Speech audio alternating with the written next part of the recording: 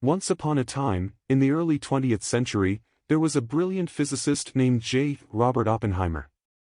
Born on April 22, 1904, in New York City, he was raised in an intellectual and cultured family that encouraged his pursuit of knowledge. From a young age, it was evident that Oppenheimer possessed a remarkable intellect and a voracious appetite for learning. After completing his undergraduate studies at Harvard University, Oppenheimer traveled to Europe to further his education.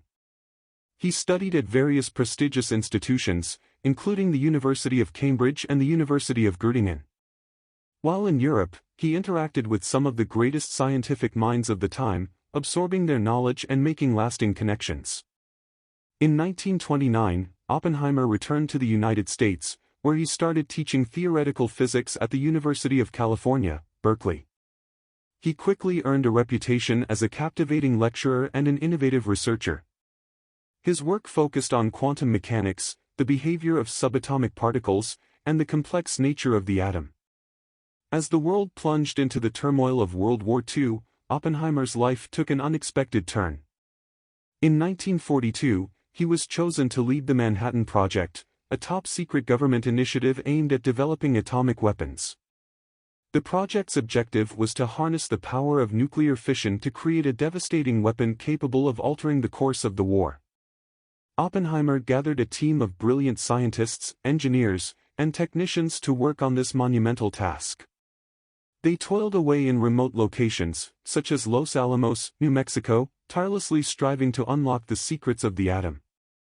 The weight of their responsibility hung heavy on Oppenheimer's shoulders, as he knew that the weapon they were creating could have devastating consequences.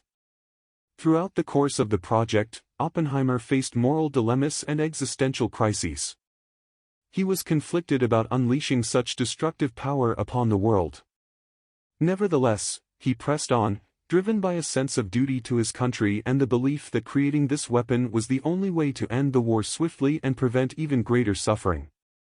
Finally, on July 16, 1945, the first successful test of the atomic bomb, codenamed Trinity, took place in the New Mexico desert.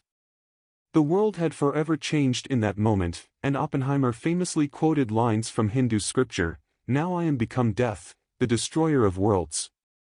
The atomic bombs developed by Oppenheimer's team were eventually dropped on the Japanese cities of Hiroshima and Nagasaki in August 1945, leading to Japan's surrender and the end of World War II. The devastating impact of these bombings left Oppenheimer deeply shaken and questioning the use of such destructive force. After the war, Oppenheimer became an advocate for international control of nuclear weapons and worked to promote peaceful applications of atomic energy. However, his political views and associations with left-wing intellectuals during the post-war era drew suspicion from government officials during the height of the Cold War and the Red Scare.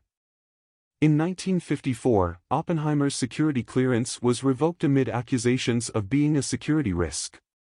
The situation dealt a heavy blow to his reputation and career, leading to his withdrawal from government work and research.